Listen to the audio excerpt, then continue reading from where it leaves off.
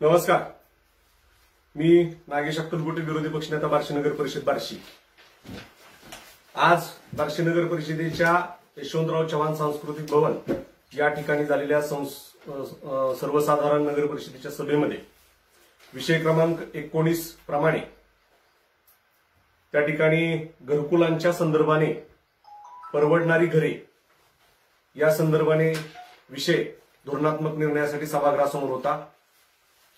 Planning, designing and construction of flat type high-rise building on-site development with all infrastructure services for economical weaker section scheme at site number 197, gut number 1196 in Barshi city under Pradhan Mantri Awas Yojana under affordable housing in partnership।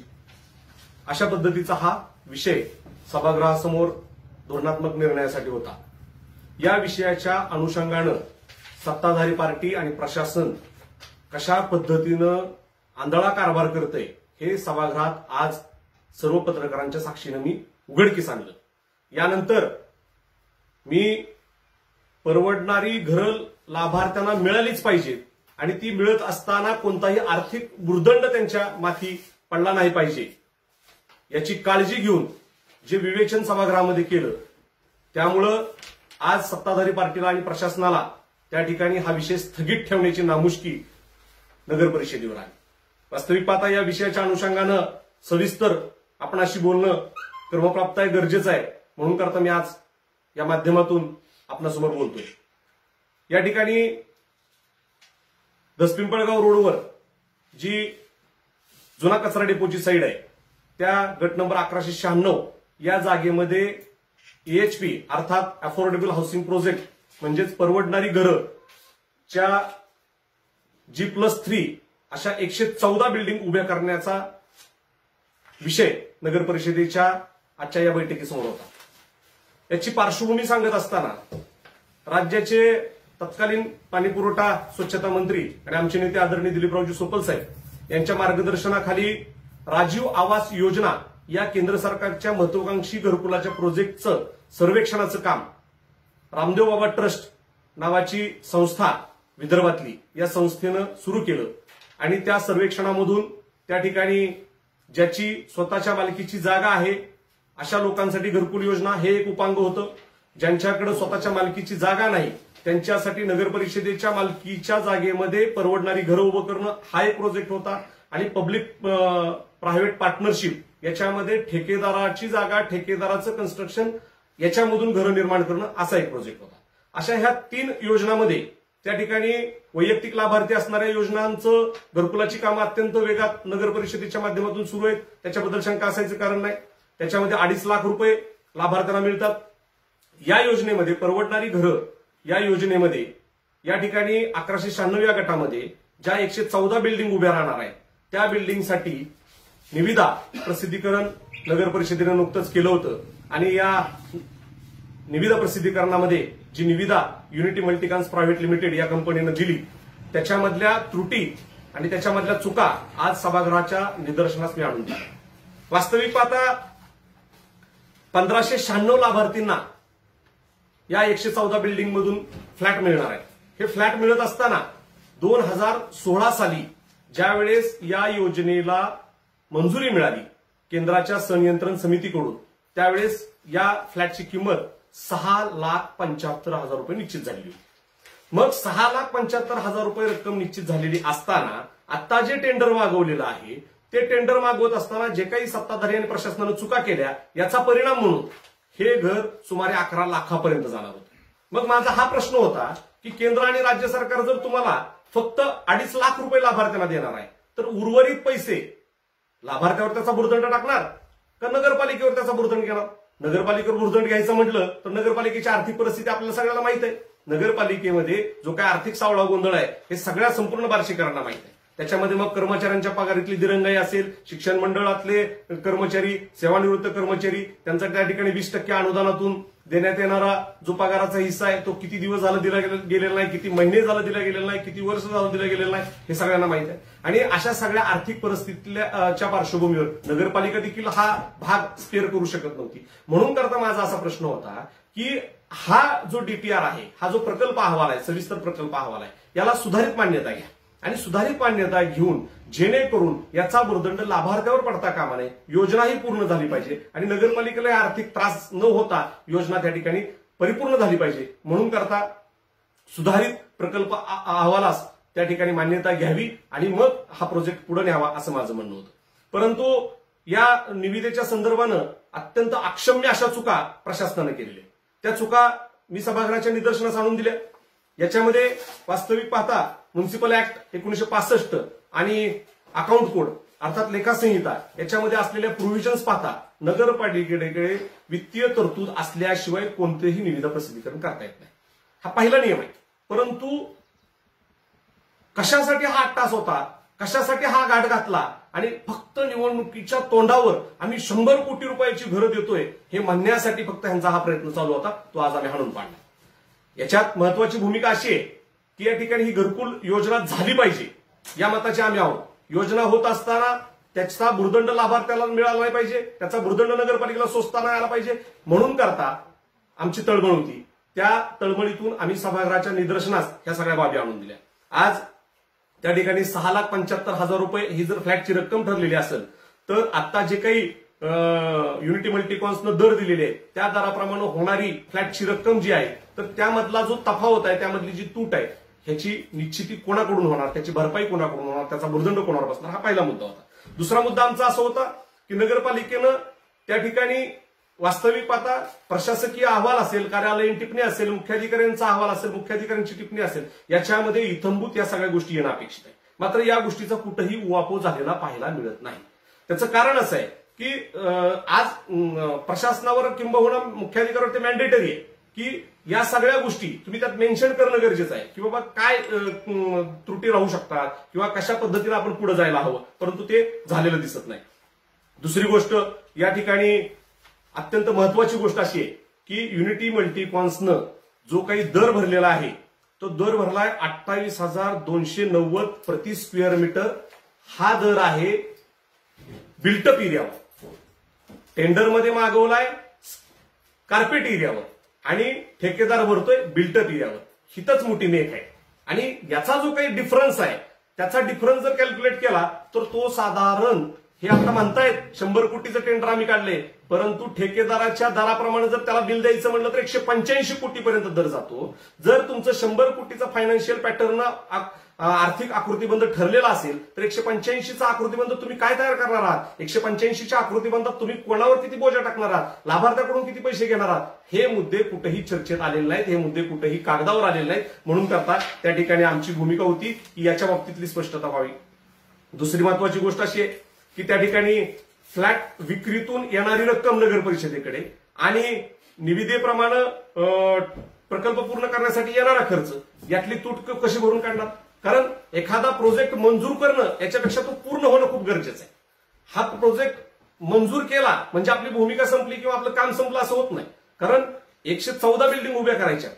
वास्तविक पाहता एवढे मोठे flat 1596 लोकांना तुम्हाला द्यायचे, 1596 लाभार्थी तिथं कुटुंब राहणार आहेत. मग ते करत असताना त्यामध्ये ज्या काही त्रुटी आहेत त्या पाहणं गरजेचं होतं, त्या पाहिल्या गेलेल्या आहेत. दुसरी महत्वाची गोष्ट, आता हे लोक राहायला जाणार, या लोकांसाठी तिथं लाईटची गरज आहे, त्यासाठी इलेक्ट्रिक ट्रान्सफॉर्मर पाहिजे, सबस्टेशन पाहिजे, एस्टॅब्लिशमेंट, बाकीचे जे काही चार्जेस आहेत याचा कुठेही उल्लेख केलेला नाही. वास्तविक पाहता जो 2016चा डीपीआर मंजूर केलाय त्या डीपीआर मध्ये ऑदर या कलमाखाली 832.55 लाख रुपये लाभार्थ्याकडून मिळणाऱ्या रकमेतून खर्च करावा लागणार आहे. म्हणजे लाभार्थ्याची रक्कम ठरलेली आहे, लाभार्थ्यानं किती रक्कम स्पेअर करायची, 6,75,000 रुपयाच्या घरामध्ये 2.5 लाख फक्त केंद्र आणि राज्य सरकार देणार, उर्वरित रक्कम लाभार्थ्याकडून देणार. हे 2016 साली ठरलं होतं.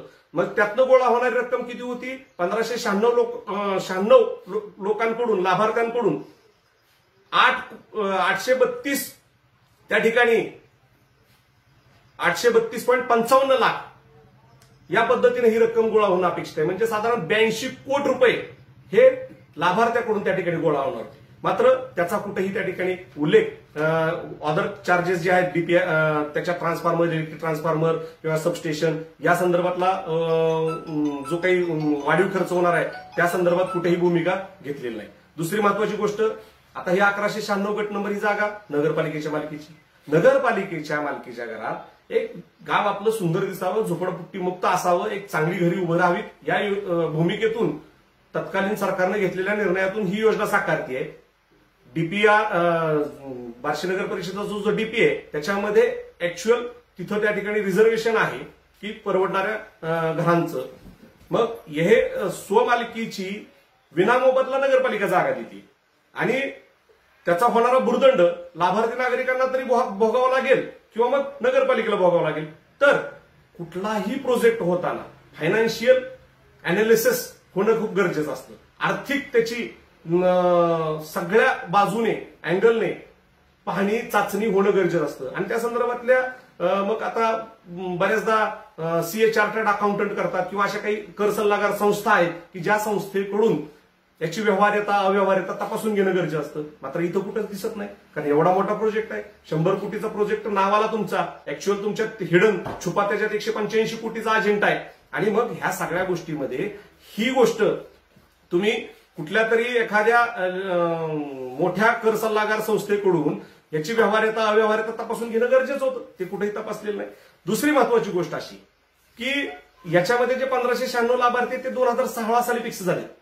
आणि याच्यात मॅन्डेटरी काय आहे, कंपल्सरी काय आहे, तर जे लाभार्थी निश्चित झालेले आहेत ते जे लाभार्थी सर्वेक्षणातून पाहिलेले आहेत किंवा ठरवलेले आहेत त्यांची निश्चिती करायची असेल, त्यांची निवड करायची असेल तर एमआयएस नावाचं एक पोर्टल आहे.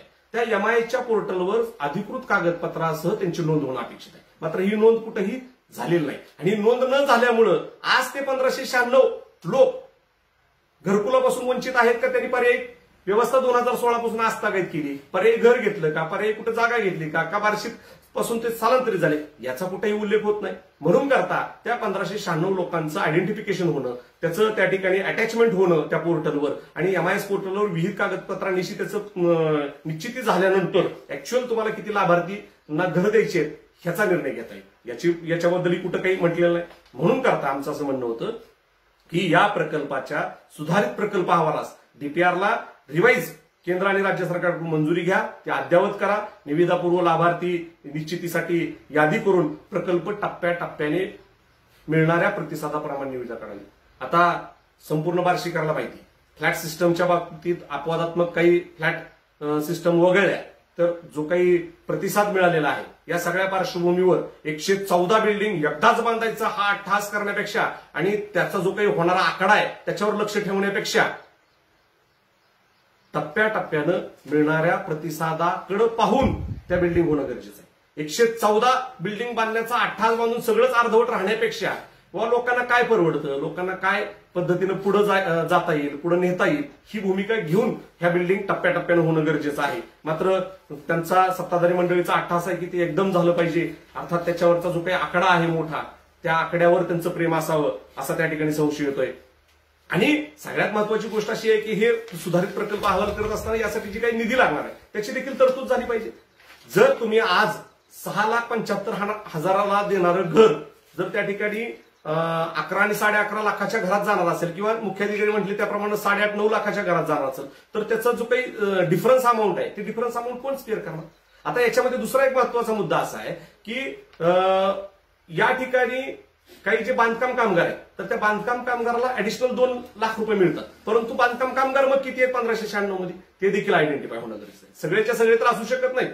बांधकाम कामगार किती आहेत म्हणजे त्याला 2 लाखाची वाढीव मदत होऊ शकते. अशा पद्धतीनं शासनाचे काही अजून अशा योजना असतील तर त्याचा देखील आपल्याला उपयोग करता येईल. दुसरी महत्वाची गोष्ट अशी, महारेरा नावाची एक संस्था गठीत केलेली आहे राज्य सरकार आणि ह्या महारेरा संस्थेकडे कोणत्याही प्रोजेक्टचं त्या ठिकाणी बुकिंग घेत असताना, कोणत्याही प्रोजेक्टवर त्या ठिकाणी तुम्ही लाभार्थ्याकडून पैसे घेत असताना एक बंधन ठरलेलं असतं की किती दिवसात तुम्ही प्रोजेक्ट पूर्ण करून देणार.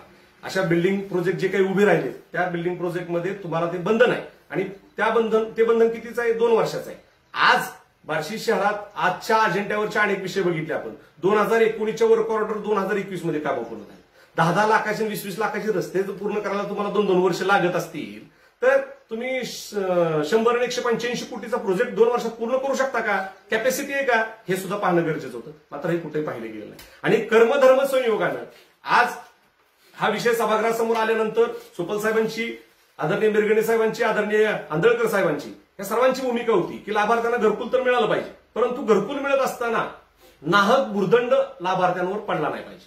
म्हणून करता या आमच्या नेते मंडळीने अशी भूमिका घेतली की बाबा यामध्ये आपल्याला लोकांच्या बाजूनं काय जी भूमिका सभागृहात मांडता येईल ती मांडावी लागेल आणि ही भूमिका मांडून ही घरकुल योजना कशी कार्यान्वित होईल, कशी पूर्ण होईल आणि खरोखरी स्वप्नातलं घर लोकांना कसं मिळेल या दृष्टीनं प्रयत्न करायचे. म्हणून करता आज आम्ही सभागृहात ही भूमिका मांडली. ही भूमिका मांडल्यानंतर दरम्यानच्या काळात युनिटी मल्टीकॉन्स नावाच्या ठेकेदारानं मेलवर या संदर्भात काहीतरी कार्यालयाला पत्रव्यवहार केलेला आहे आणि तो देखील सभागृहाच्या समोर अचानकपणे आला.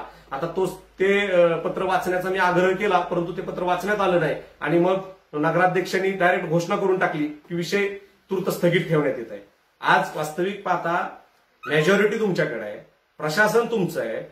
अत्यंत पारदर्शी कारभाराचा दावा करणाऱ्या मंडळींना स्वतःचा घेतलेला निर्णयासाठीचा एखादा विषय स्थगित ठेवायची नामुष्की तुमच्यावर येते.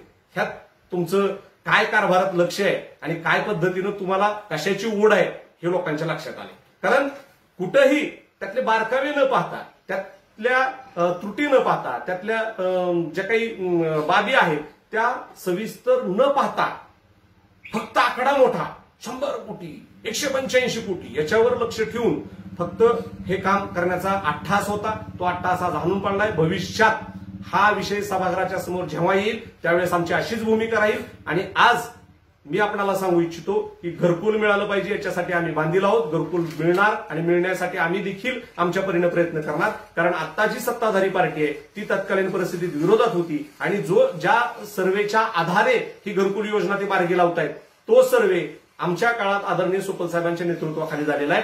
त्यावेळेस हे सर्वेचं काम पूर्ण झालं म्हणून ह्या डीपीआर मंजूर झाला. परंतु हा डीपीआर मंजूर झाल्यानंतर 2019 पासून टेंडर प्रसिद्ध करण्याची त्या ठिकाणी ठराव होऊन देखील 2 वर्षाच्या कालावधीत कुठल्याही पद्धतीच्या हालचाली झालेल्या नाही. वास्तविक पाहता आज ठेकेदारांचा तुमच्यावर विश्वास नाही हे या ठिकाणी अभिप्रेत होतं. 4-4 वेळेस तुम्हाला टेंडर पब्लिश करायची वेळ येते आणि 4-4 वेळेस टेंडर पब्लिश होऊन सुद्धा त्या ठिकाणी तुम्हाला योग्य ठेकेदार मिळत नाही. हे तुमचं दुर्भाग्य आहे. कारण एकतर तुमचा आर्थिक जो काही नामुष्कीचा विषय आहे, आर्थिक जी काही ओढाताण चाललेली आहे ती सगळ्यांना माहिती आहे. वास्तविक पाहता आज नगर परिषदेनं, माझं या निमित्तानं नगर परिषदेच्या कारभाऱ्यांना आव्हान आहे की तुम्ही नगर परिषदेचा लेखाजोखा जाहीर करावा. या लेखाजोख्यामध्ये तुम्हाला ज्या ठेकेदारांची किती बिलं प्रलंबित आहेत, आतापर्यंत तुम्ही अभाव टेंडर किती दिले, आतापर्यंत तुम्ही नफा हिस्सा किती जणाला तुम्हाला भरायचा आहे, ह्या सगळ्या गोष्टी त्या ठिकाणी देणं अभिप्रेत आहे. परंतु कुठल्याही पद्धतीचा आर्थिक ताळमेळ नगरपालिकेत राहिलेला नाही आणि या सगळ्या पार्श्वभूमीवर आज खऱ्या अर्थानं लाभार्थ्यांच्या हिताची भूमिका घेतली आणि विरोधकांवर आमचे विरोधक म्हणजे नगरपालिकेतले सत्ताधारी यांच्यावर नामुष्कीची वेळ आली, प्रशासनावर नामुष्कीची वेळ आली आणि त्यांनी हा विषय स्थगित ठेवला. भविष्यात सुद्धा या विषयाच्या अनुषंगानं जेव्हा केव्हा आम्ही सभागृहात असू किंवा प्रशासकीय पातळीवर आम्ही या संदर्भाने लाभार्थ्याच्या बाजूने भांडत राहू एवढंच निवेदन या निमित्तानं करतो. धन्यवाद.